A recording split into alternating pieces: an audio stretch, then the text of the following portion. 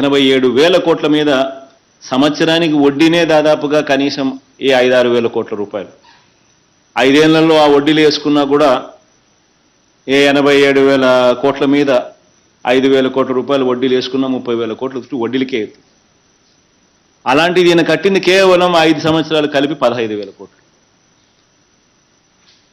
సున్నా వడ్డీ పథకాన్ని సైతం రద్దు చేసి అంతటి దారుణంగా చంద్రబాబు నాయుడు గారు గతంలో మోసం చేస్తే మనం ఈ 5 సంవత్సరాలలో కేవలం ఈ ఒకే ఒక్క పథకం వైఎస్ఆర్ రైతు భరోసా పిఎం కిసాన్ అనే ఈ ఒకే ఒక్క పథకం ద్వారానే రైతన్నల చేతుల్లో పెట్టింది అక్షరాల 34,000 కోట్ల రూపాయలు పెట్టాం. ఇక రైతులకు ఈ 5 సంవత్సరాలు మనం గమనించినట్టయితే రైతన్నలకు సంబంధించి మనం పంటలు కొనుగోలు చేసిన